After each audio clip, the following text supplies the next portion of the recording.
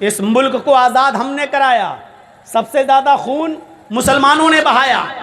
آج بھی India get پہ چلے جائیے، 95,000 لوگوں میں 65,000 صرف مسلمانوں کے نام آپ کو ملیں گے سوتنترتا سینانی میں، اس جنگ کی آزادی میں، آزاد کرانے میں اس بھارت کو۔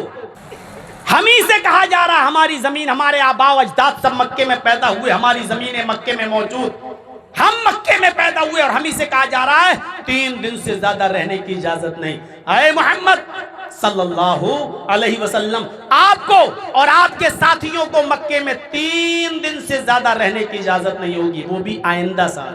اس سال تو بالکل نہیں، آئندہ سال آ سکتے ہو، لیکن 3 دن سے زیادہ مکے میں رہنے کی اجازت نہیں ہوگی۔ آپ نے کہا اے علی لکھ دو، مجھے سہیل کی ان کافروں کی طرف سے یہ شرط بھی منظور ہے، ہم آئیں گے اور عمرہ کر کے سیدھے واپس چلے جائیں گے مدینے، ہم مکے میں 3 دن سے زیادہ نہیں رکیں گے، مجھے تمہاری یہ شرط بھی منظور ہے۔ اگر اللہ کے رسول یہ کہتے کیوں نہیں رکھا جائے گا، کیا میری زمین نہیں ہے مکے میں، کیا ہمارے رشتہ دار نہیں ہیں مکے میں، تو کیا غلط بات تھی؟ صحیح بات تھی، لیکن کبھی کبھی صحیح بات سے بھی سمجھوتا کرنا پڑ رہا ہے۔ آپ نے فرمایا ٹھیک ہے، مجھے تمہاری یہ دوسری شرط بھی منظور ہے۔ اب اس نے ایک اور کھیل بگاڑنا چاہا، وہ یہ چاہ رہے تھے کسی طریقے سے یہ معاملہ یہ سمجھوتا بگڑ جائے۔ تیسری شرط کافروں نے یہ لگا دی، اے محمد آپ اور آپ کے صحابہ مکے میں جب آئندہ سال داخل ہوں گے تو تلوار لے کر آ سکتے ہیں، لیکن آپ اور آپ کے ساتھیوں کی تلوار میان کے اندر رہے گی، اور میرے آدمی مکے میں کھلی ہوئی تلواریں لے کر گھومیں گے۔ کتنی ناجائز شرط، کتنی ناجائز شرط! میرے آدمی مکے میں کھلی ہوئی ننگی تلواریں لے کر گھومیں گے، لیکن آپ اور آپ کے صحابہ تلوار تو لا سکتے ہو، لیکن تلوار میان کے اندر رہے گی۔ اللہ کے نبی نے اس سمجھوتے پر بھی سائن کیے، تسلیم کرتے ہوئے فرمایا اے سہیل، ہم لڑنے کے ارادے سے آئیں گے ہی نہیں، اس لیے ہمیں تمہاری یہ شرط بھی منظور ہے، ہم اپنی تلواریں میان میں رکھیں گے، تم اپنی تلواریں کھلی ہوئی لے کر گھومنا، ہمیں کوئی مطلب نہیں ہے، ہمارا ارادہ لڑنے کا ہوگا ہی نہیں، ہم تو عمرہ کرنے آئیں گے اور چلے جائیں گے۔ تیسری شرط بھی مان لی۔ آج ایک معمولی آدمی نہیں مان سکتا، پنچایت بیٹھ بھی جائے تب بھی کہتے پنچوں کا فیصلہ سر آنکھوں پر، لیکن پرنالہ میرا یہیں بہے گا، ہم بڑے باپ کے بیٹے ہیں۔ میرے بھائیوں، تیسری شرط وہ بھی مان لی۔ حضرت عمر ایسے دیکھ بھی رہے ہیں، یہ کیا کر رہے ہیں اللہ کے رسول؟ وہ حضرت عمر جن کی تلوار جلدی جلدی میان سے نکلتی تھی، جن کی عدالت میں قتل سے نیچے کوئی سزا تھی ہی نہیں، لیکن اللہ کے رسول جب شرطیں مان رہے ہیں تو عمر فاروق کیسے بول دیں ٹھیک ہے منظور ہے؟ سمجھوتا ہو گیا، اب چوتھی شرط ایک اور لگا دی۔ تھوڑا سا پنکھا ادھر بھی کر دیجئے بھائی، تھوڑا سا، پتہ نہیں اکتوبر کا لاسٹ ہے، پھر بھی تو سردی تھوڑی پڑنا چاہیے، لیکن آج بہت گرمی لگ رہی ہے۔ تو میرے بھائیوں سنیے گا، بہت دلچسپ بات، چوتھی ایک اور شرط لگا دی، کسی طریقے سے تو معاملہ بگڑے، اور اللہ کے رسول بگڑنے نہیں دے رہے ہیں۔ انہوں نے چوتھی شرط لگائی، اے محمد ہاں ایک شرط اور ہے۔ آپ نے کہا اب کیا ہے؟ کہا ایک شرط اور ہے۔ کہا کیا؟ کہ اگر میرا کوئی کافر آدمی، میرا کوئی مکے سے آدمی اگر بھاگ کر مدینے جائے گا اور آپ لوگ اگر اس کو پکڑ لیتے ہیں تو میرا آدمی آپ کو واپس کرنا ہوگا، میرا آدمی آپ کو لوٹانا پڑے گا۔ اگر کوئی آدمی مکے سے بھاگ کر مدینہ جاتا ہے اور آپ گرفتار کر لیتے ہیں تو میں جب چاہوں اپنا آدمی لے سکتا ہوں، میرا آدمی آپ کو واپس کرنا ہوگا،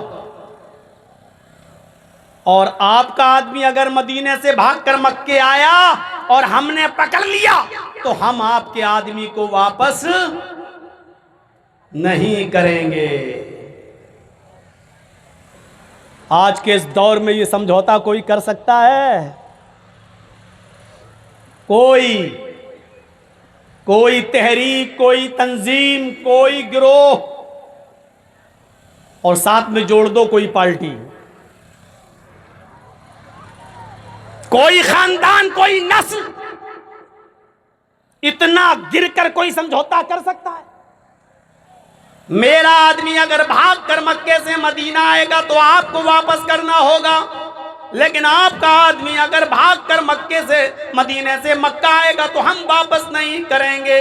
اللہ کے نبی جناب محمد رسول اللہ صلی اللہ علیہ وسلم فرماتے ہیں، اے سہیل مجھے تیری یہ شرط بھی منظور ہے۔ حضرت عمر نے کہا، اللہ کے نبی یہ شرط؟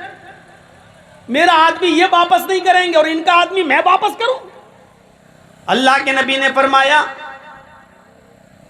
اے عمر تم نہیں جانتے ہو، جو میرا ہو جاتا ہے وہ جانے کا نام بھی نہیں لیتا، میرا تو کوئی آدمی جائے گا ہی نہیں، اور ان کا اگر کوئی آ بھی جائے گا تو میرے پاس چند دن رہ کر ایسا با اخلاق و کردار دیکھ کر ایسا ہو جائے گا کہ جانے کے بعد بھی وہ میرا ہی رہے گا۔ مجھے اے سہیل تیری یہ شرط بھی منظور ہے، یہ بھی منظور کر لیا اور لکھ دیا گیا محمد الرسول اللہ کو یہ سمجھوتا منظور ہے۔ سہیل سے کہا کہ تم بھی دستخط کر دو۔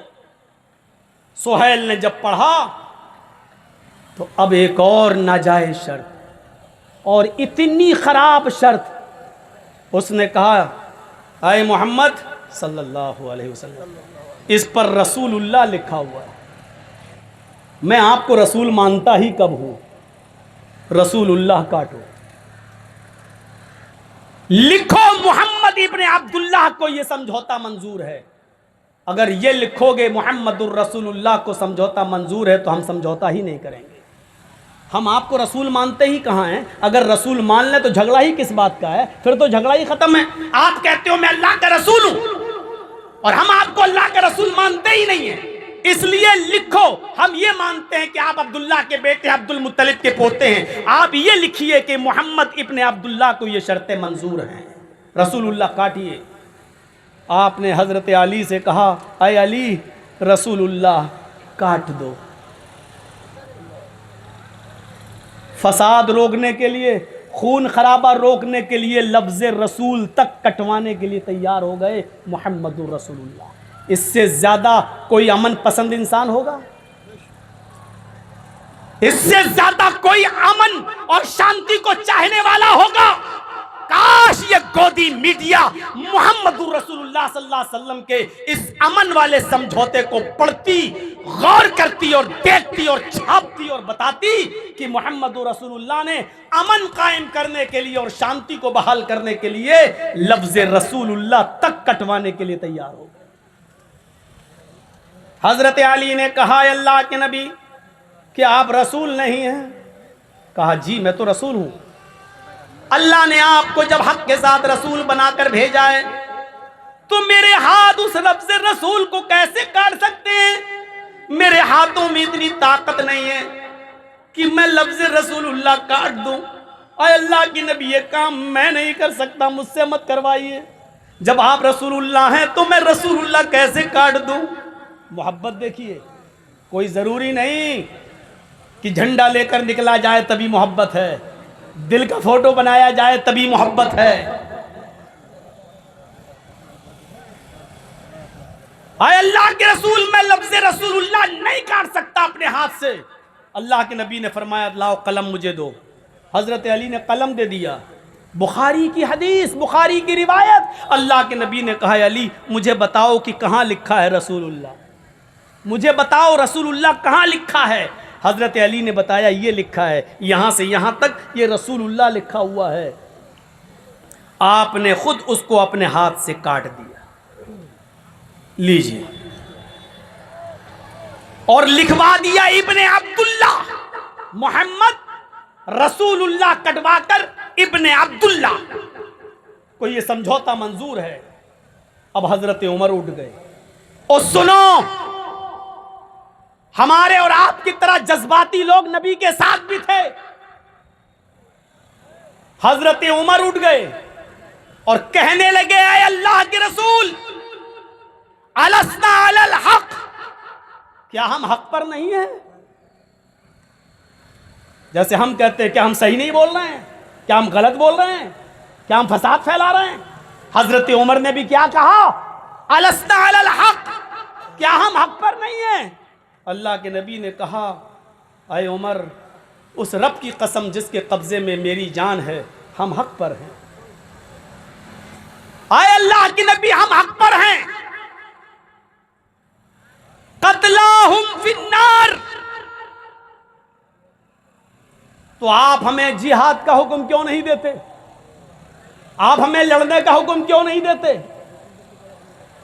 جب ہم حق پر ہیں تو لڑنے کے لیے کیوں نہیں کہتے؟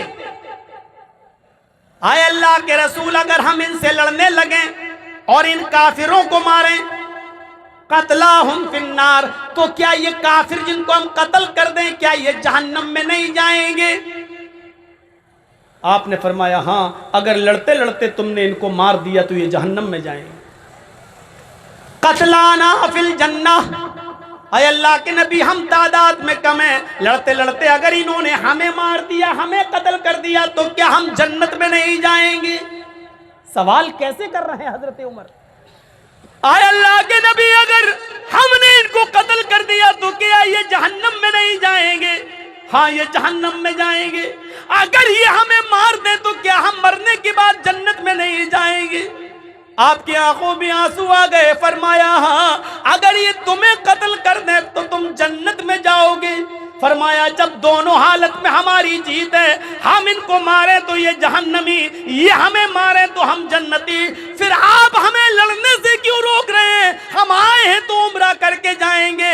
اللہ کے نبی فرماتے عمر میں نے سمجھوتا کر لیا ہے، میں نے وعدہ کر لیا ہے، میں نے سگنیچر کر لیا ہے. جو میں دیکھ رہا ہوں وہ تم نہیں دیکھ رہے، جو میں سمجھ رہا ہوں وہ تم نہیں سمجھ رہے، مجھے جو دکھائی دے رہا وہ تمہیں نہیں دکھائی دے رہا ہے. آج اگر دب کر سمجھوتا کریں گے تو کل مکہ پہ ہم قبضہ کر لیں گے، اور آج اگر ہم لڑ گئے تو لڑ کر مر کر یہیں ختم ہو جائیں گے.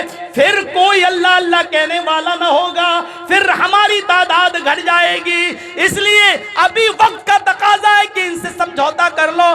آپ نے فرمایا جو میں سمجھ رہا ہوں وہ تم نہیں سمجھتے ہو، اور آپ نے سمجھوتا کر لیا اور واپس چلے گئے اور ساری شرطیں مان لی ان کافروں کی. اللہ کے نبی جناب محمد رسول اللہ صلی اللہ علیہ وسلم نے، اور پھر مدینے سے دین کا پرچار چلا، اور پھر اگلے سال خانہ کعبہ میں عمرہ کرنے آئے، اور اس کے بعد دھیرے دھیرے پھر اسلام پھیلا، اور پھر ایسا اسلام پھیلا، ایسا پھیلا کہ پھر ایک دن 10,000 صحابہ کے ساتھ مکے کے اندر فاتحانہ داخلہ ہوتا ہے. اور وہی اللہ کے نبی اس مکے کے اسی خانہ کعبہ میں جس میں 360 مورتیاں رکھی ہوئی تھی، 360 بت رکھے ہوئے تھے، اسی خانہ کعبہ میں داخل ہوتے ہیں. حضرت علی کے کاندھے پر سوار ہوتے ہیں، آپ کے ہاتھ میں چھڑی ہوتی ہے، اور خانہ کعبہ میں گھس کر ایک ایک بت کو چھڑی سے گراتے جاتے اور کہتے جاتے جال حق وزہق الباطل ان الباطل کان زہوقا، جال حق وزہق الباطل ان الباطل کان زہوقا. حق آ گیا اور باطل مٹ گیا، حق آ گیا اور باطل مٹ گیا، اور باطل کو تو مٹنا ہی تھا. حق آ گیا اور باطل مٹ گیا، اور باطل کو تو مٹنا ہی تھا، ختم ہونا ہی تھا. ایک ایک کر کے ایک ایک بت کو گراتے جاتے اور یہی کہتے جاتے حق آ گیا اور باطل مٹ گیا، اور باطل تو مٹنے ہی والا تھا. یہ کہتے گئے اور مکے کو 360 بتوں سے پاک و صاف کرایا، اور مکے کے اندر فاتحانہ داخلہ ہوا. اگر اللہ کے رسول اس وقت سمجھوتا نہ کرتے تو کیا مکے میں شاندار فاتحانہ داخلہ ہوتا؟ یہ جیت کی نشانی تھی. اس وقت سمجھوتا کرنا، کافروں کو لگ رہا تھا کہ ہم جیت گئے، لیکن حقیقت یہ تھی کہ یہ تھوڑی دیر کے لیے سمجھوتا کر لینا اور مان لینا اس بات کی دلیل تھی کہ آگے کا مستقبل بہت اچھا ہے، فیوچر بہت اچھا ہے. اس سمجھوتے کی روشنی میں ہم حالات کا جائزہ لیں. उसमें भी साहबा थे, कुछ कह रहे थे अल्लाह के नबी बिल्कुल सही कर रहे हैं, और कुछ कह रहे थे कि अल्लाह के रसूल को इतना रुस्वा भरा, इतना बेइज्जती वाला, इतना जिल्लत भरा समझौता नहीं करना चाहिए। आज भी अगर चंद लोगों की बात होगी तो चंद लोग कहेंगे हमें भी इतना जलील नहीं होना चाहिए। आज भी अगर मशवरे दोगे तो आज भी कुछ लोग कहेंगे क्या हम लोग जिंदगी भर यही करते रहें, क्या हम लोग जिंदगी भर यही करते रहें, क्या हम लोग जिंदगी भर जलील होते रहें। आज भी मेरे भाइयों हमारे समाज और सोसाइटी में मशवरे करेंगे तो ये कहने वाले भी लोग मौजूद होंगे, लेकिन सोचिए और गौर कीजिए, आज इस्लाम की कोई इबादत मुझे ऐसी बताओ जिसमें इज्तिमाइयत ना हो। आज कहां चली गई हमारे दरमियान से इज्तिमाइयत। नमाज तो आदमी घर में भी पढ़ सकता है, लेकिन क्यों कहा कि नमाज मस्जिद में और जमात के साथ पढ़िए? क्यों? इसलिए कि इस्लाम इज्तिमाइयत चाहता है। ईद की नमाज तो आदमी घर में भी पढ़ सकता है, लेकिन क्यों कहा कि मस्जिद के क्यों कहा ईदगाह जाइए? क्यों कहा घर की औरतों को भी ले जाइए? क्यों कहा अल्लाह के नबी ने जिस औरत के पास ओढ़नी ना हो, चादर ना हो, तो अपने सहेली की ओढ़नी और चादर पे चली जाए, लेकिन जाए? क्यों कहा अल्लाह के रसूल ने ईद के दिन भी अगर तुम्हें जाना है, अगर कोई औरत नमाज पढ़ने की पोजीशन में नहीं है, उसको पीरियड शुरू हो गया है और वो नमाज नहीं पढ़ सकती, तब भी वो मुसलमानों की ईदगाह में जाए, नमाज न पढ़े लेकिन दुआ में शामिल रहे। क्यों? ये इज्तिमाइयत का हुक्म क्यों दिया? लेकिन आज वो इज्तिमाइयत कहां चली जाती है मेरे भाइयों? आज हमारे दरमियान इख्तिलाफ क्यों है? आज हमारी ना इत्तिफाकी का फायदा लोग क्यों उठा रहे हैं? इलेक्शन का दौर है तो हमें बांटा जाएगा, और इलेक्शन का दौर खत्म हो जाएगा तो उसके बाद भी हम बटेंगे, तब मसलकों के नाम पे बटेंगे। तेरे पीछे मेरी नमाज नहीं, मेरे पीछे तेरी नमाज नहीं। और मुरादाबाद जैसे कांड होंगे कि मुरादाबाद में अगर किसी बरेलवी आदमी की नमाज जनाजा कोई देवबंदी मौलवी पढ़ा दे तो बरेलवी मौलवी फतवा देता है कि पूरे गांव के तमाम सुन्नियों के निकाह टूट गए, और वो बैठेगा और फिर सबका निकाह पढ़ाना शुरू कर देगा।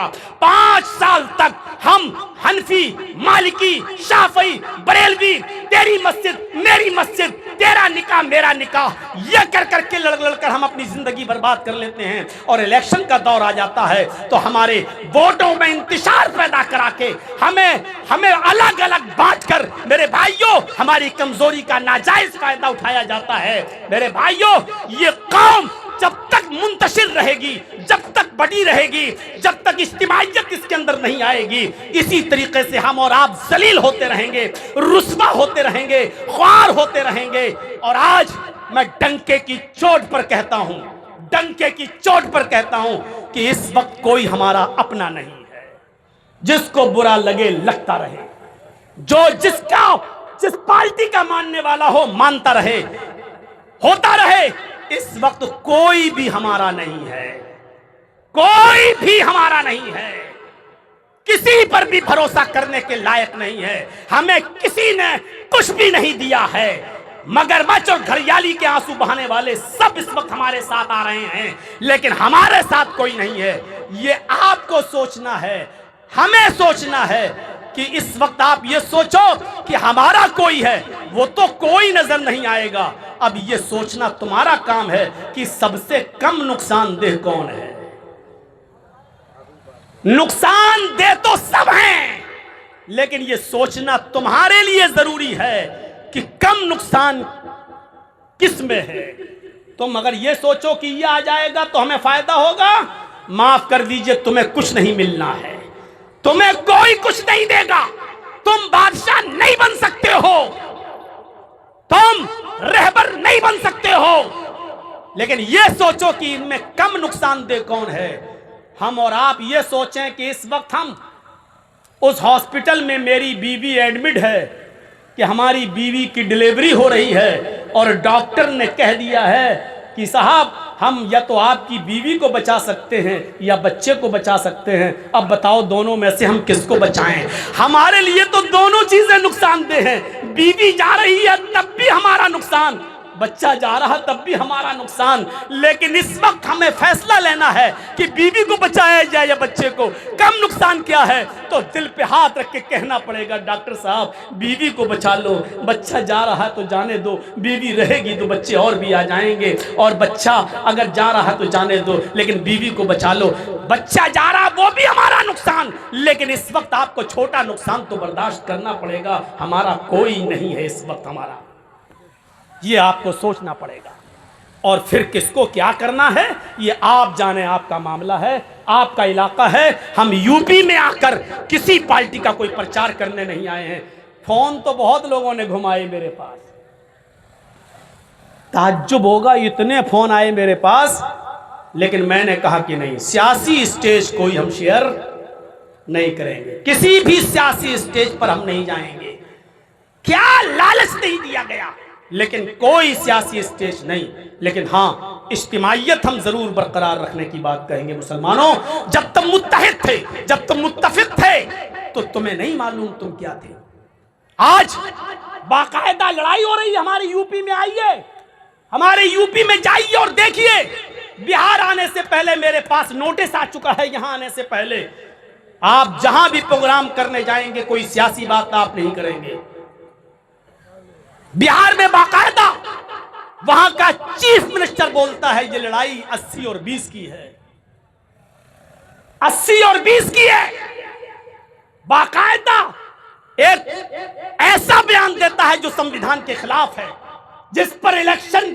کمیشن کو ایکشن لینا چاہیے، لیکن نہیں، کیونکہ سارے لوگ ان کے پروردہ ہیں اور انہی کے ٹکڑوں پہ پل رہے ہیں، اس لیے کوئی ایکشن نہیں لے سکتا ہے، یہ لڑائی باقاعدہ ایسا کر دیا گیا ہے، اس لیے میرے ساتھیوں متحد ہو جاؤ، متفق ہو جاؤ، تمہارے علاقے کا الیکشن ڈیپینڈ کرے گا ہندوستان کے الیکشن، دنیا تمہاری طرف دیکھ رہی ہے، بہار والوں پوری دنیا تمہاری طرف نظر اٹھا کے دیکھ رہی ہے، تمہارے اتفاق اور اتحاد کی طرف دیکھ رہی ہے، پوری دنیا کی نظریں اس وقت تمہاری طرف جمی ہوئی ہیں، اس وقت تمہیں عقل و شعور سے کام لینے کی ضرورت ہے، تمہیں عقل مندی اور دانش مندی سے کام لینے کی ضرورت ہے، تمہیں بہت کچھ کہہ دیا ہے میں نے، بس یہی کہنا باقی رہ گیا کہ فلاں کو دو، فلاں کو مت دو، میرے بھائیوں میں کون ہوتا ہوں یہ کہنے والا، میں نہیں کوئی ہوتا ہوں، آپ اچھی طریقے سے سمجھ رہے ہیں، اس وقت جانتے ہو کنڈیشن کیا ہے ہماری، آپ نہیں جانتے ہو، کون لوگ ہمارے سر پہ سوار ہیں آپ کو معلوم ہے، ایک آدمی جو کئی مرتبہ ایم ایل اے رہا ہو اور کئی مرتبہ ایم پی رہا ہو، اس آدمی کی ایف آئی آر انڈا چوری میں ہو جاتی ہے، انڈا چوری میں، آپ اندازہ لگا سکتے ہیں کہ کون لوگ ہماری کھوپڑیوں پہ سوار ہیں، جانتے ہو ہم کس ماحول میں رہ رہے ہیں، ہم اس ماحول میں رہ رہے ہیں کہ ایک تالاب پہ شیر بھی پانی پی رہا ہے اور بکری بھی پانی پی رہی ہے، ایک ہی گھاٹ ہے، شیر بھی پانی پی رہا ہے اور بکری بھی پانی پی رہی ہے، اور شیر کی طرف سے بہتا ہوا پانی، جھوٹا پانی بکری کی طرف آ رہا ہے، پانی وہاں سے آ رہا بہتا ہوا جہاں شیر پی رہا، منہ ڈالا، اور وہاں سے بہ کر پانی آ رہا ہے ادھر اور بکری یہی پانی پی رہی ہے، تو پانی کون جھوٹا کر رہا ہے؟ شیر، اور شیر کا جھوٹا پانی کون پی رہی ہے؟ بکری، لیکن جب شیر اور بکری دونوں پانی پی چکے تو شیر بہانہ ڈھونڈ رہا ہے بکری کو مارنے کا، شیر نے کہا اے تو نے میرا پانی جھوٹا کیوں کیا؟ تو بکری نے کہا رے جنگل کے راجا میں نے کہا پانی جھوٹا کیا، پانی تو آپ کی طرف سے بہتا ہوا آ رہا تھا، میں نے تو آپ کا جھوٹا پانی پیا، میری کیا مجال کہ میں آپ کا پانی جھوٹا کروں، پانی تو آپ کی طرف سے بہتا ہوا آ رہا تھا، میں نے تو آپ کا جھوٹا پانی پیا، شیر نے کہا اچھا تو تم مجھ سے زبان بھی چلاتی ہے، میرے سامنے زبان بھی کھولتی ہے، تجھے بولنا بھی آتا ہے، شیر اٹھا اور اس نے بکری کو پھاڑ دیا اور ٹکڑے ٹکڑے کر دیا اور کھا گیا، یعنی اتنا بھی کہنے کا حق نہیں ہے کہ میں اپنی صفائی پیش کر سکوں، ہم اس ماحول میں رہ رہے ہیں، وہی اتر پردیش جہاں کبھی پروگرام ختم نہیں ہوتے تھے، آج مسجد میں بھی اگر پروگرام مجھے کرنا ہوتا ہے تو پرمیشن لینا پڑتی ہے، اور جہاں مولانا جرجیس کا نام آ جائے LIU رپورٹ دے دیتا ہے کہ نہیں، فساد پھیل سکتا ہے، فتنہ پھیل سکتا ہے۔ ہم اپنی مسجد میں بھی مائک کھول کر ہم تقریر نہیں کر سکتے ہیں۔ اس ماحول میں ہم اور آپ رہ رہے ہیں، اور آپ یہاں سوچ رہے ہیں کہ ہمارا کون؟ اس موقع پر میرے بھائیوں، ہم تو پہلے ہی کہتے ہیں، اور ہم ہر جلسے میں نے یہ بات کہی ہے کہ ہمارا کوئی رہبر نہیں، کوئی رہنما نہیں، سب اپنا اپنا الو سیدھا کر رہے ہیں، سب مسلمانوں کا ووٹ لینا چاہتے ہیں، اور مسلمانوں کو دینا کوئی کچھ نہیں چاہتا ہے۔ یہ الگ بات ہے کہ کوئی کم نقصان دہ ہے، کوئی زیادہ نقصان دہ ہے۔ اس لیے میرے پیارے بھائیوں، ہمیں اور آپ کو بڑی دور اندیشی سے، حکمت سے اور بڑی ہوشیاری سے کام کرنے کی ضرورت ہے۔ میں جانتا ہوں ہو سکتا ہے کہ اس تقریر کے بعد بھی میں گھر پہنچوں اور گھر پہنچنے سے پہلے کوئی نوٹس میرے گھر آ جائے۔ ہو سکتا ہے کہ اتفاق اور اتحاد کی بات کر کے آیا۔ آج لوگوں کو یہ برا لگ رہا ہے کہ جرجیس صاحب اتفاق کی بات کریں، جرجیس صاحب اتحاد کی بات کریں، جرجیس صاحب ملانے کی بات کریں۔ برا، یہ بھی برا لگ رہا ہے لوگوں کو۔ میرے بھائیوں، ہم اس وقت اتنی مصلحت سے کام لینے کی ضرورت ہے جیسے لومڑی نے مصلحت سے کام لیا تھا۔ یاد ہے ایک جنگل کے اندر شیر نے بھی شکار کیا اور بھیڑیے نے بھی شکار کیا اور لومڑی نے بھی شکار کیا۔ شیر نے گدھا مار لیا اور بھیڑیے نے بکری ماری اور لومڑی نے خرگوش مار دیا۔ اب شیر نے پوچھا کہ میں نے گدھا مارا، بھیڑیے نے بکری ماری، لومڑی نے خرگوش مارا، تینوں جانور مرے پڑے ہیں۔ اب شیر نے بھیڑیے سے کہا کہ بھیڑیا سمجھتے ہیں نا، شیر نے بھیڑیے سے کہا بھیڑیے فیصلہ کرو کہ کون سا جانور کون کھائے گا۔ سب نے محنت کی ہے، فیصلہ کرو کون سا جانور کون کھائے گا۔ بھیڑیا شیر کی بات کو سمجھ نہیں پایا، شیر کے ارادے کو سمجھ نہیں پایا، اور میں شیر کس کو کہہ رہا ہوں یہ آپ سمجھ جائیے۔ اس کی نیت سمجھ نہیں پایا بھیڑیا۔ تو بھیڑیے نے کہا کہ صاحب یہ تو بہت آسان ہے۔ کہا کیا آسان ہے؟ کہا کہ آپ نے گدھا مارا ہے، یہ بڑا جانور ہے، آپ کھا لیجئے۔ بھیڑیے نے کہا فیصلہ کیا، اور میں نے بکری ماری ہے تو میں بکری کھا لیتا ہوں، اور لومڑی نے خرگوش مارا ہے، لومڑی خرگوش کھا لیتی ہے۔ شیر نے کہا ادھر آ ادھر آ ادھر آ، ان کو لایا، پکڑا اور گردن دبائی اور پھاڑ دیا۔ کمینہ یہ فیصلہ کرتا ہے؟ یہ فیصلہ ہے تیرا؟ یہ کون سا فیصلہ ہے؟ تم گدھا کھا لو، میں بکری کھا لوں گا، لومڑی نے خرگوش مارا، لومڑی خرگوش کھا لے گی۔ جبکہ فیصلہ بالکل صحیح تھا، فیصلہ غلط نہیں تھا، صحیح تھا، لیکن اس کی نیت نہیں سمجھ پایا بھیڑیا۔ شیر نے اس کو پھاڑ دیا، کھا دیا۔ اب لومڑی سے کہا کمینہ فیصلہ کرنا نہیں آتا ہے، بھیڑیا بھیڑیا ہی رہے گا، تم بتاؤ۔ اب لومڑی سے کہا کہ تم بتاؤ کون سا جانور کون کھائے گا، تم اچھی طریقے سے فیصلہ کر لو گی، بتاؤ۔ لومڑی موقع کی نزاکت کو سمجھ گئی۔ لومڑی نے کہا بالکل بے وقوف تھا، پاگل تھا، کمینے کو فیصلہ ہی کرنے نہیں آیا۔ ارے جنگل کے راجا، یہ 4 جانور جو مرے پڑے ہیں چاروں آپ کے ہیں۔ صبح اٹھیے گدھا کھا لیجئے، دوپہر میں آپ بکری کھا لیجئے، شام کے ٹائم پر آپ بھیڑیا بھی کھا لیجئے، اور رات میں آپ خرگوش بھی کھا لیجئے۔ آپ جنگل کے راجا ہیں، یہ آپ نہیں کھائیں گے تو کون کھائے گا؟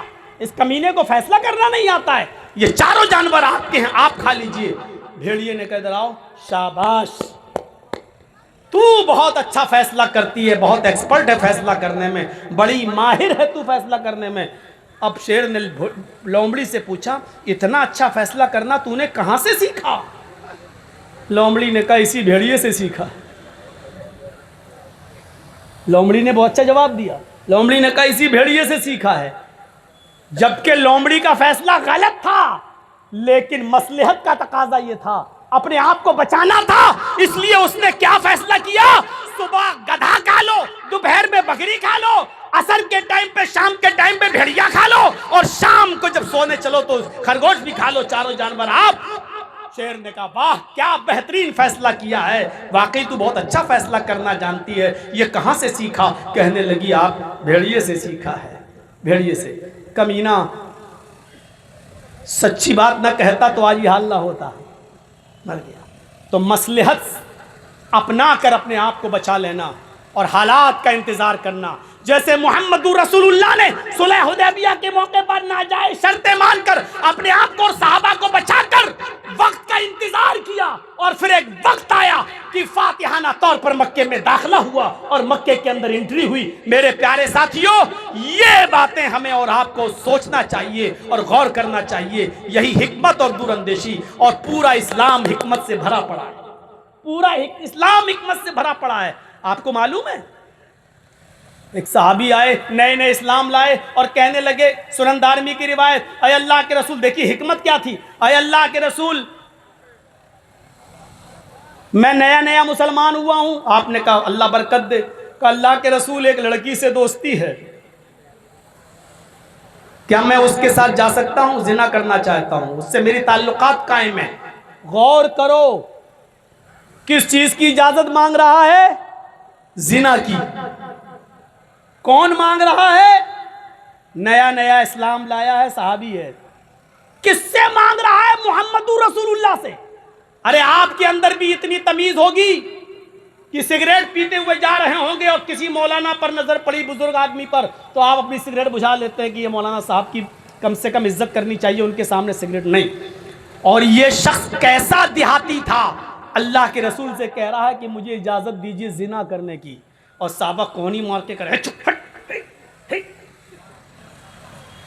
اللہ کے نبی نے فرمایا صحابہ سے نہیں نہیں نہیں نہیں، ہائے ہائے ہائے، مصلحت دیکھیے، حکمت دیکھیے۔ آپ چاہتے تو اس کو ڈانٹ سکتے تھے، پاگل کمینے، زنا کی اجازت مانگتا، شرم نہیں آتی تجھے؟ لیکن نہیں، ڈانٹا نہیں، کیونکہ ڈانٹتے تو بھاگ جاتا، پھٹکارتے تو بھاگ جاتا۔ آپ نے کہا ادھر آؤ، آپ نے اس کو کتنے پیار سے سمجھایا، اور سنو نوجوانوں، آپ نے اس کو کتنے پیار سے سمجھایا۔ آپ نے فرمایا بیٹھو، زنا کرنا چاہتے ہو؟ اب بھی کہہ رہا جی۔ کس سے؟ ایک ہے ہماری دوست۔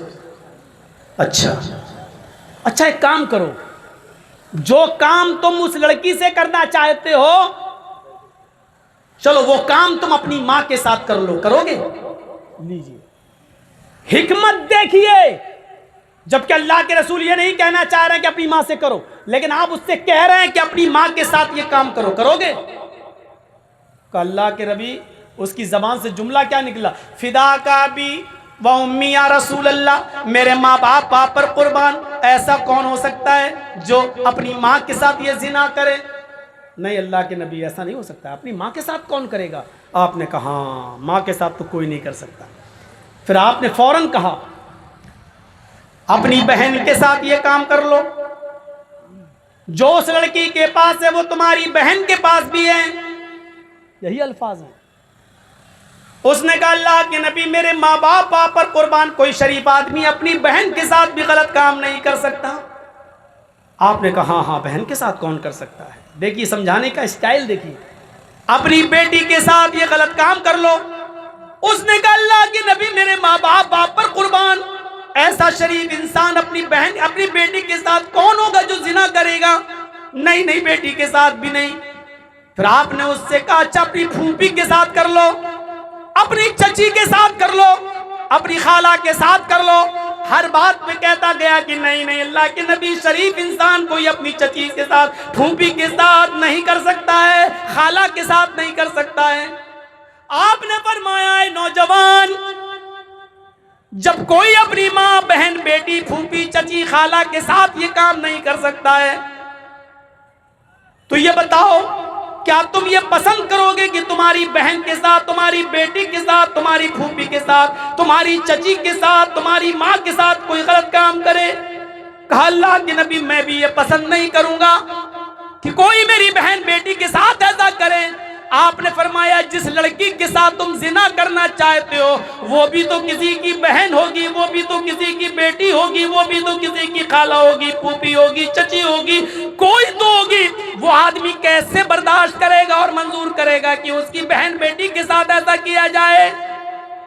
کہنے لگا اللہ کے نبی میری سمجھ میں آ گیا ہے، میرے لیے دعا کیجیے اللہ تعالیٰ مجھے اس شر سے بچائے۔ آپ نے اس کے سر پہ ہاتھ پھیرا اور اس کے لیے دعا کی، اے اللہ اس کو حرام کاری سے اور حرام چیزوں سے بچا لے۔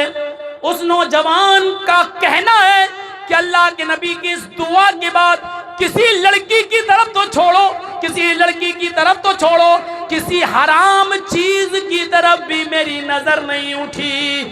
آپ نے کتنی حکمت کے ساتھ سمجھایا، کتنی مصلحت کے ساتھ سمجھایا، ماں بہن بیٹی کا نام لے کے سمجھایا۔ اگر آپ اس کو ڈانٹتے اور پھٹکارتے تو بھاگ جاتا، اسلام سے دور ہو جاتا اور پھر قریب نہ آتا۔ آپ نے اس کو بڑے پیار سے سمجھایا، حکمت سے سمجھایا، اور پیار سے سمجھانے کا نتیجہ یہ نکلا کہ وہ تمام حرام کاموں سے توبہ کر لیتا ہے اور پھر کسی حرام چیز کی طرف نظر بھی نہیں ڈالتا۔ تو پورا اسلام حکمت سے بھرا پڑا ہے، پورا اسلام میرے بھائیوں مصلحت سے بھرا پڑا ہے۔ ہمیں اور آپ کو بھی مصلحت کے پیش نظر بہت سی چیزوں سے سمجھوتا کرنا پڑے گا، ہمیں بھی حالات کے پیش نظر بہت سی چیزوں سے سمجھوتا کرنا پڑے گا۔ بڑے باپ کا بیٹا مت بنو میرے بھائیوں، حکمت سے کام لیجئے۔ اور بہار کے اس وقت کے ہونے والے چناؤں کو جس پر پوری دنیا کی نظر ہے، ہندوستان کی نہیں پوری دنیا کی نظر ہے، اس چناؤ کو میرے بھائیوں ایک مثالی چناؤ بناؤ، الیکشن بناؤ۔ ویسے ہی آپ کو معلوم نہیں کہ آپ کو بدیشی کہا جا رہا ہے، آپ کو روہنگیا کہا جا رہا ہے، آپ کو بنگلہ دیشی کہا جا رہا ہے، آپ کے اوپر کیا کیا الزامات لگائے جا رہے ہیں، اور آپ یہ جانتے ہیں کہ کون آپ کے پیچھے پڑا ہوا ہے، اور اس وقت کے چناؤ کو کیا کیا بنانے کی کوشش کی جا رہی ہے۔ اس لیے مسلمانوں میری آپ سے اپیل ہے کہ بڑی حکمت کے ساتھ، بڑی دور اندیشی کے ساتھ ایک ایک ووٹ کی قدر و قیمت کو پہچاننا، اتفاق اور اتحاد کا ثبوت دینا، جہاں بھی جانا مل کر جانا، جس جگہ بھی ووٹ ڈالنا اتفاق کے ساتھ ڈالنا، اتحاد کے ساتھ ڈالنا۔ کس کو دینا یہ آپ کی مرضی ہے، لیکن انتشار نہ ہو، افتراق نہ ہو، بٹوارا نہ ہو۔ اگر آپ کا بٹوارا ہو گیا تو سمجھ لو کہ پھر سے دیش کے دشمنوں کے ہاتھوں میں اس کی باغ ڈور جا رہی ہے، پھر آپ پچھتائیں گے، پھر آپ خون کے آنسو روئیں گے۔ میرے بھائیو جس طریقے سے ہم لوگ خون کے آنسو رو رہے ہیں اسی طریقے سے آپ کو بھی خون کے آنسو رونے کے سوا کچھ نہیں ملے گا، کیونکہ اختلاف پھر بعد میں بھی ختم نہیں ہوگا۔ پھر مسجد کا جھگڑا، پھر تیری میری مسجد کا جھگڑا، تیرے میرے جنازے کا جھگڑا، تیری میری نماز کا جھگڑا، یہ سارے جھگڑے پھر شروع ہوں گے۔ اللہ سے دعا کرو میرے بھائیوں کہ اللہ ہم تمام مسلمانوں کو اتفاق اور اتحاد کے ایک پلیٹ فارم پہ قائم فرما دے، ہم سب کو ملا دے، ہم سب کو آپسی اختلافات مٹا کر پوری اجتماعیت کے لیے اور پوری مسلم قوم کے فائدے کی کوشش کرنی چاہیے، اور اللہ تعالی ہمیں اس کی توفیق عطا فرمائے۔ میرے پیارے ساتھیوں 12:50 ہو چکے ہیں، 10 منٹ کا ٹائم میں آپ کو یہاں بیٹھ کر اس ادارے کے لیے آپ سے کچھ مانگوں گا، کچھ دوں گا، کیونکہ آپ خوش نصیب ہیں کہ آپ کے علاقے میں ادارے چل رہے ہیں۔ ہمارے یو پی میں آ جائیے تو بلڈوزر چل رہے ہیں، آپ ہمارے یو پی پر نظر ڈال دیجئے تو کیا ہو رہا ہے۔ یہ ادارے اگر آپ کی رحم و کرم پر نہیں چل پائے تو آپ کو بہار سے بھی یہ ادارے بند کرنا ہوں گے۔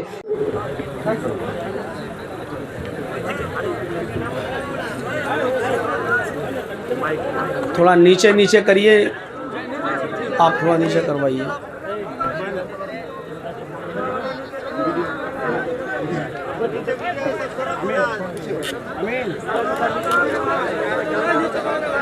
یہ والا نیچے کروائیے تھوڑا سا،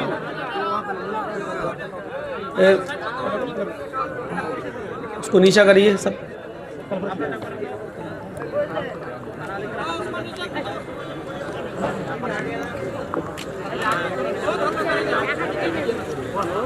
ٹھیک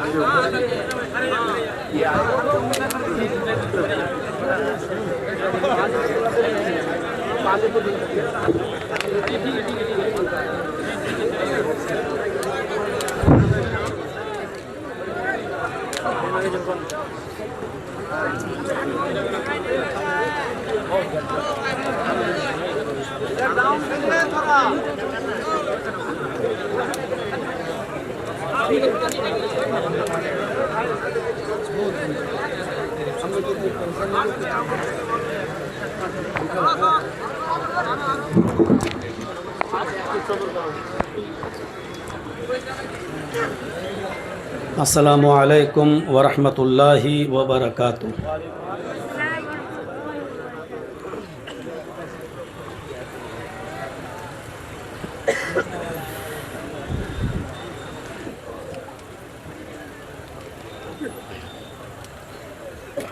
الحمد للہ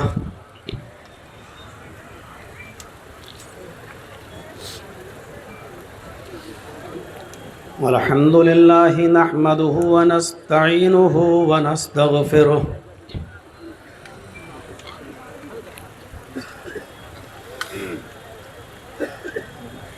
ونعوذ باللہ من شرور انفسنا ومن سیئات اعمالنا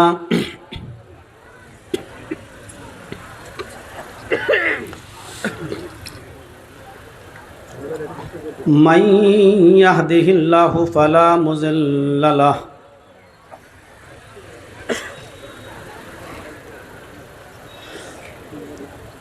ومن يضلله فلا هادي له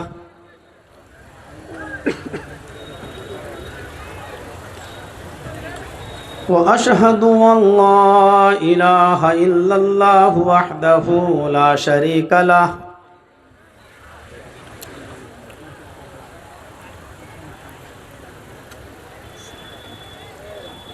وأشهد أن محمدًا عبده ورسوله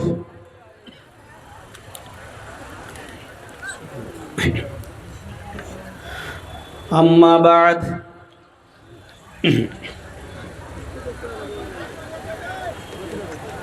فإن خير الحديث كتاب الله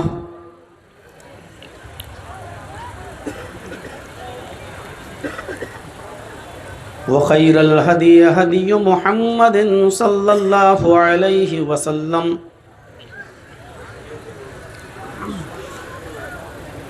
وشر الأمور محدثاتها وكل محدثة بدعة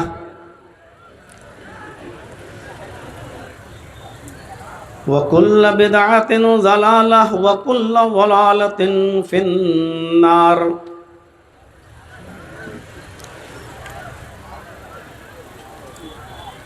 اعوذ باللہ من الشیطان الرجیم بسم اللہ الرحمن الرحیم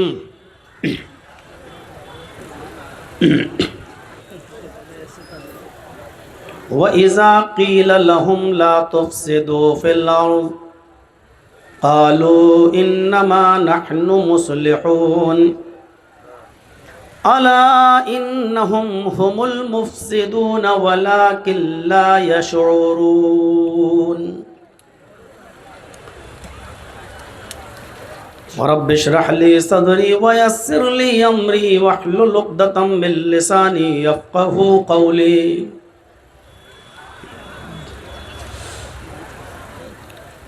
عظیم الشان اجلاس کے صدر محترم، اس اجلاس کے ناظم محترم،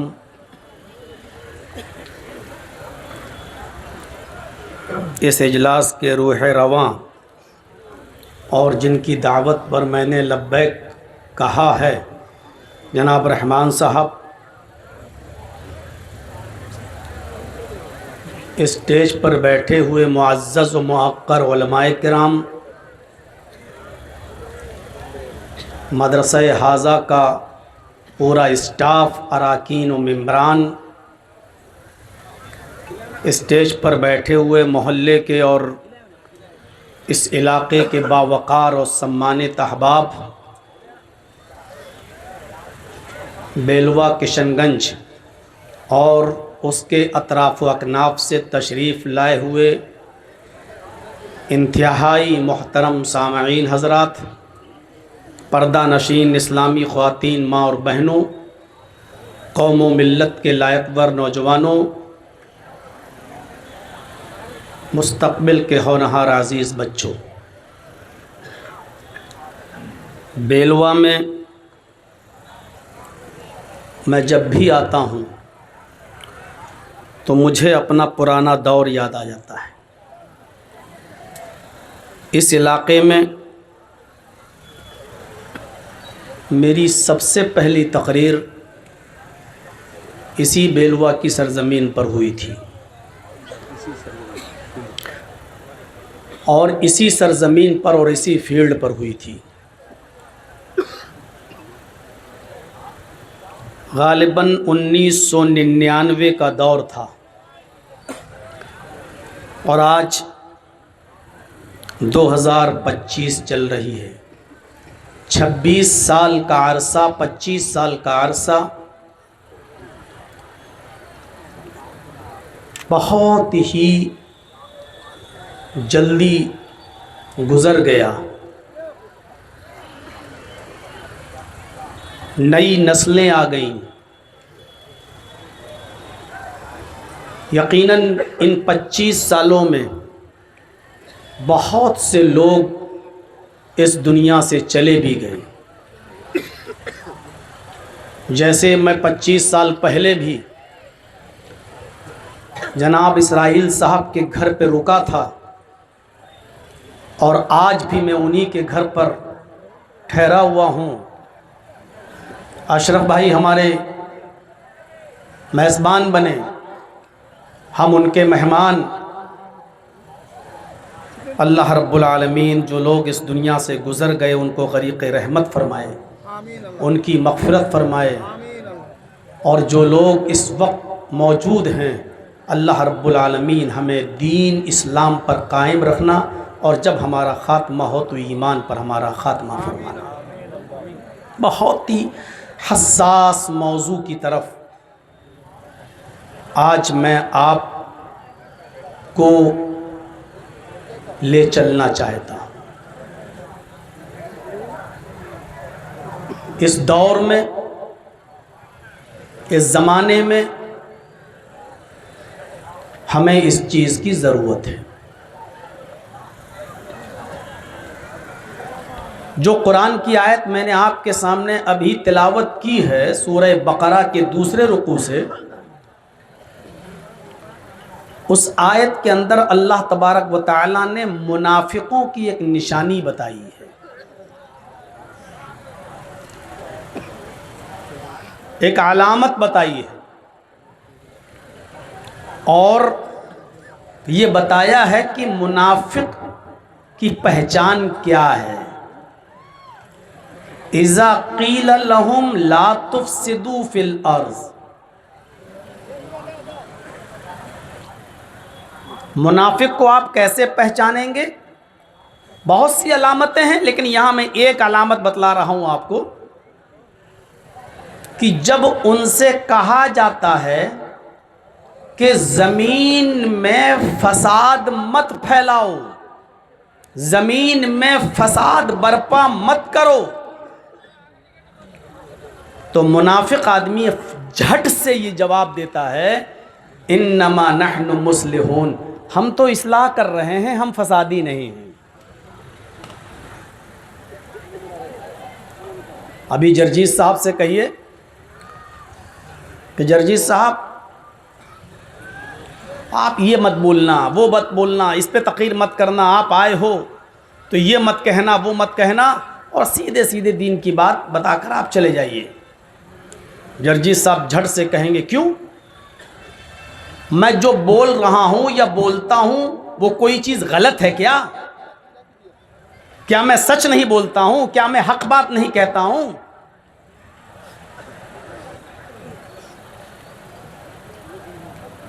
اب آپ ہماری غلطی بتائیے کہ میں نے کیا غلط کہا ہے، یا یہی بات کہی جا رہی ہے؟ حق بات بولنا غلط نہیں ہے، حق بات کو غیر موقع پر اور غیر محل پر بولنا یہ غلط بات ہے۔ جس وقت جس چیز کی ضرورت ہو اس وقت وہ بات بولی جائے تو ٹھیک ہے.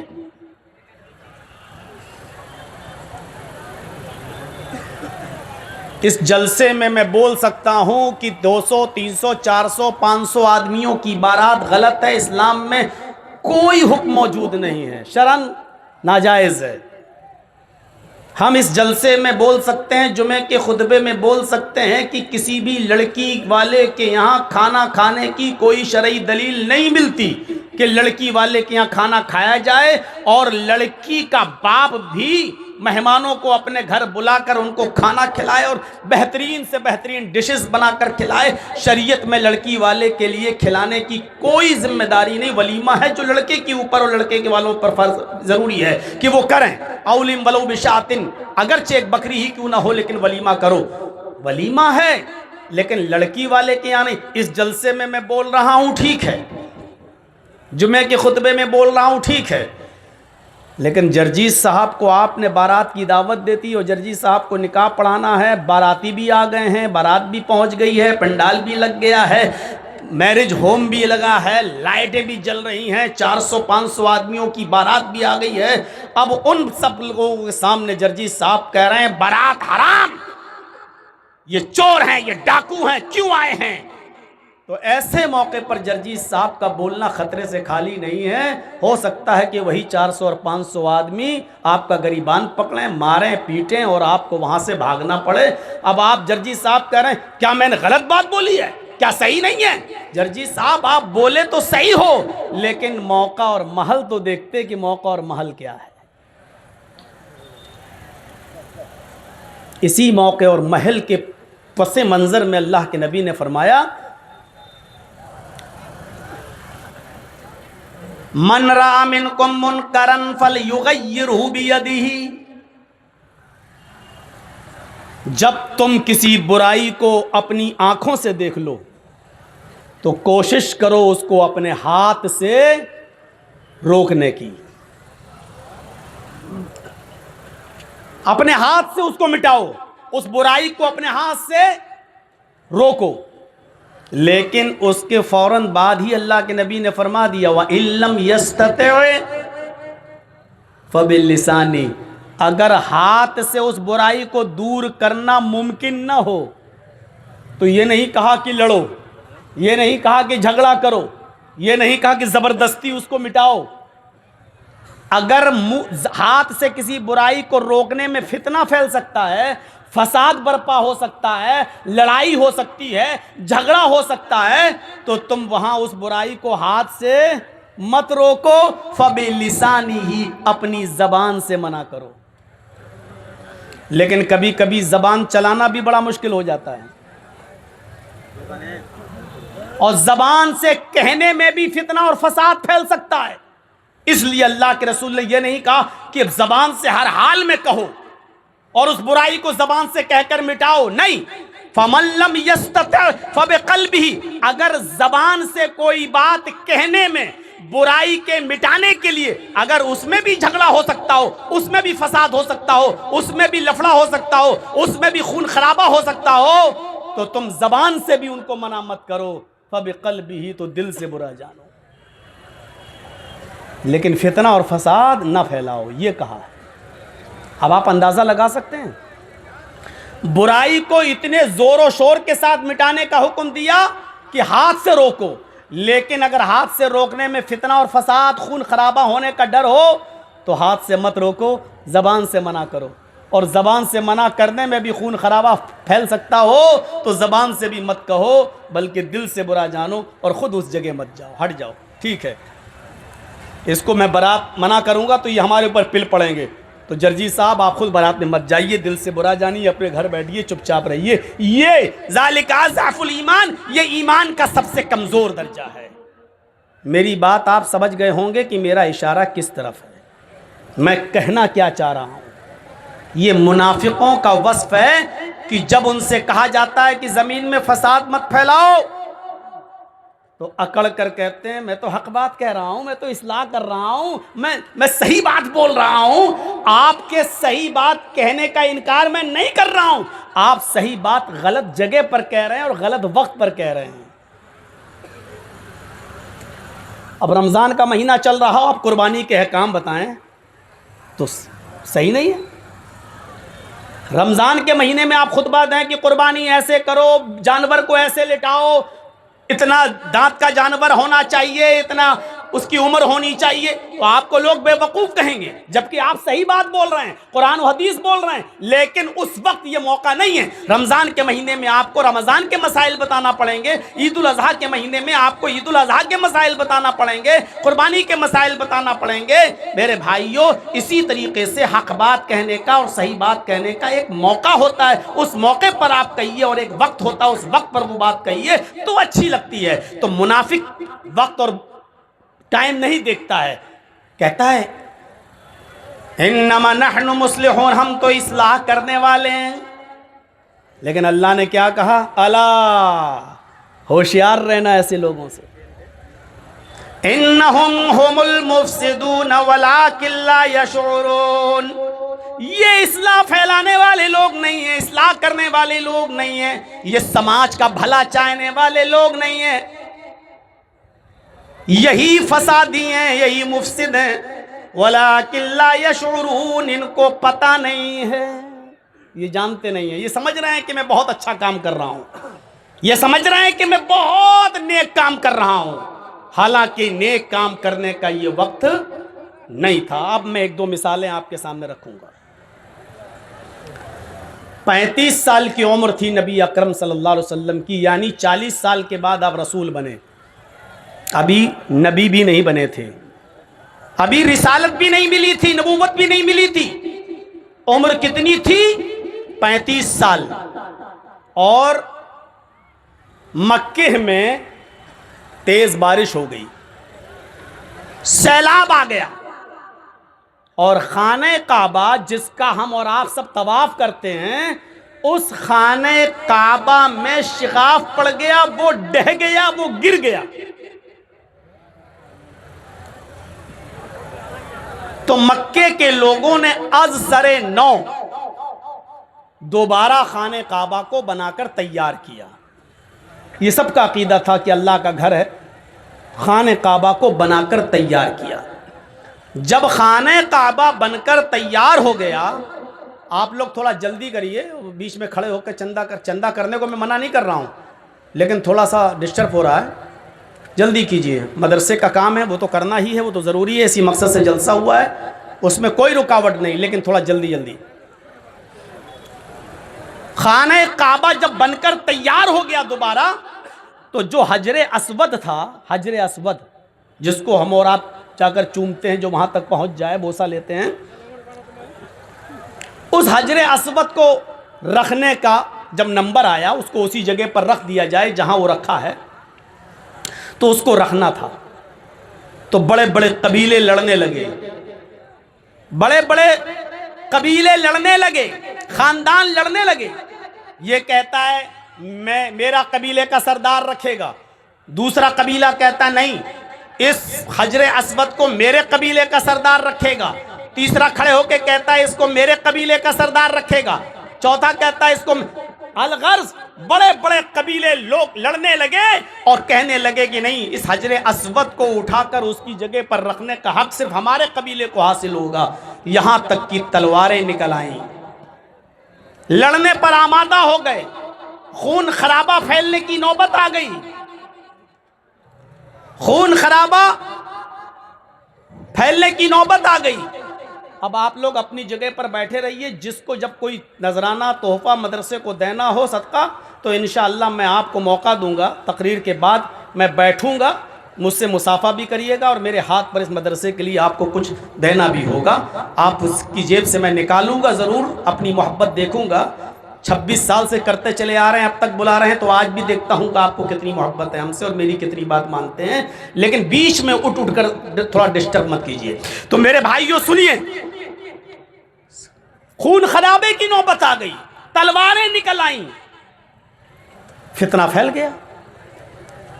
تو اس وقت ایک بزرگ آدمی کھڑا ہوا قوم کا اور کہنے لگا، لڑو نہیں، خون خرابہ اچھی بات نہیں ہے، ایک کام کرتے ہیں کہ آج سب لوگ اپنے گھر پہ جاؤ، حجر اسود کو یہیں رہنے دو، آج سب لوگ اپنے گھر پہ جاؤ، کل صبح سب سے پہلے خانہ کعبہ میں جو آ جائے گا، سب سے پہلے خانہ کعبہ میں جو آ جائے گا اسی کو جج مان لیا جائے گا، اسی کو فیصل مان لیا جائے گا، اور وہ جو فیصلہ کرے گا اس کے فیصلے کو ہم اور آپ سب تسلیم کر لیں گے۔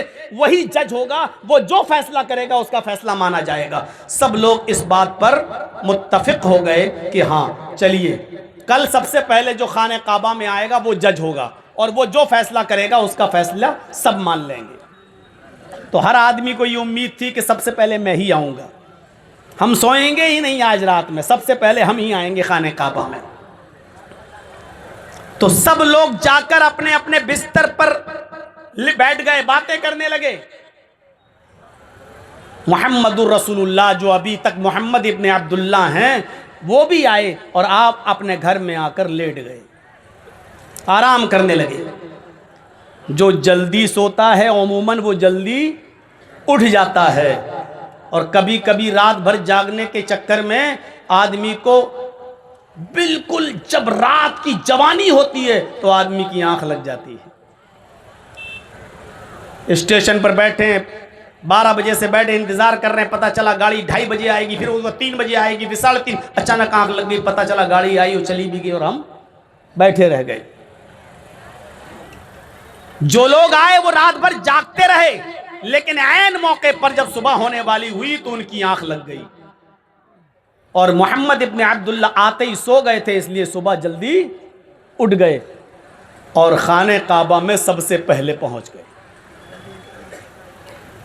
اب جب ان لوگوں کی آنکھ کھلی، یہ لوگ بھاگتے ہوئے جب پہنچے خانہ کعبہ تو کیا دیکھتے ہیں کہ خانہ کعبہ کا دروازہ کھلا ہوا ہے، اور جب یہ لوگ اندر پہنچتے ہیں کافرین مکہ تو کیا دیکھتے ہیں؟ محمد ابن عبداللہ پہلے سے موجود ہیں۔ تو جانتے ہو ان سب کی زبان سے کیا جملہ نکلا؟